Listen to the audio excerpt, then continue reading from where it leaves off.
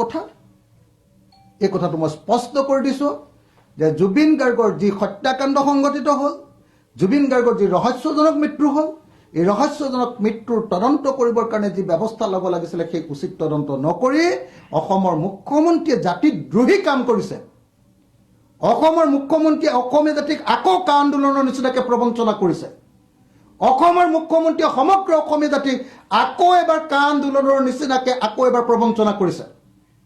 মই আৰু এটা সোণকেৰীয়া প্ৰশ্ন সুধো, লাখটকীয়া প্ৰশ্ন, যে যিজন প্ৰধানমন্ত্ৰীয়ে গামোচাখন মাজে মাজে লৈ বিৰাট অসমীয়াৰ ভাও দিব খোজে, অসমীয়াক ভাল পোৱাৰ ভাও দিব খোজে, সেইজন প্ৰধানমন্ত্ৰীয়ে আমাৰ জুবিন গাৰ্গৰ মৃত্যুৰ সময়ত মৃত্যুৰ বিষয়টোক লৈ কিমানবাৰ ছিংগাপুৰ গভৰ্ণমেণ্টৰ লগত এতিয়ালৈকে কথা পাতিলে, কিমানবাৰ ছিংগাপুৰৰ প্ৰধানমন্ত্ৰীৰ লগত কথা পাতি গোচৰটোৰ অগ্ৰগতিৰ খবৰ ল'লে, কিমানবাৰ অসমৰ মুখ্যমন্ত্ৰীক মাতি নি কেনেকৈ তদন্ত হৈছে তাৰ ওপৰত কিমানবাৰ খবৰ ৰাখিলে।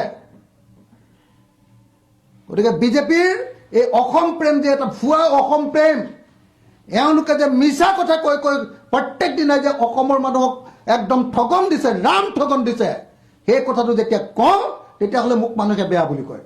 কিন্তু কথা এইটোৱে সত্য, আৰু যোনে বেয়া বুলি কওক ভাল বুলি কওক, জুবিন গাৰ্গক যি ধৰণে অন্যায় কৰিছে হিমন্ত বিশ্ব শৰ্মাই, জুবিন গাৰ্গৰ মৃত্যুৰ ঘটনাটোক লৈ যেনেকৈ ৰাজনীতি কৰিছে হিমন্ত বিশ্ব শৰ্মাই, বেলেগ কোনেও ৰাজনীতি কৰা নাই। অসমত জুবিন গাৰ্গক লৈ কেৱল আৰু কেৱল ৰাজনীতি কৰিছে হিমন্ত বিশ্ব শৰ্মাৰ বিজেপি আৰু RSSে প্ৰথম দিনটোৰ পৰা, আন কোনেও কৰা নাই। এই কথাটো মই স্পষ্ট কৰি দিছোঁ। আৰু ছমাহ এবছৰৰ পাছত অখিল গগৈ কথাটো হয় নে নহয় আপোনালোকে একদম লিখিতভাৱে তাৰ প্ৰমাণ পাব, আপোনালোকে সকলোৱে বুজি পাব, আৰু সেইদিনা আপোনালোকে স্বীকাৰ কৰিব লাগিব। মই এতিয়ালৈকে বিদ্ৰোহ কৰি থাকোঁ, কথা কৈ থাকোঁ, চৰকাৰক সমালোচনা কৰি থাকোঁ, সেইকাৰণে সকলোৱে মোক এনেকৈ দপদপাই এনে গালি পাৰি থাকে।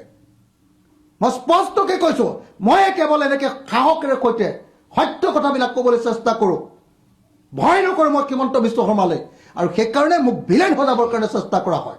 কিন্তু মই আকৌ এবাৰ কৈছোঁ, জুবিন গাৰ্গৰ হত্যাকাণ্ডৰ যি চাৰ্জশ্বিট দিছে, ইয়াৰ চাৰ্জশ্বিট নহয়, 2026 চনৰ বিজেপিৰ নিৰ্বাচনী ইস্তাহাৰ। গুৰুত্বপূৰ্ণ প্ৰশ্ন।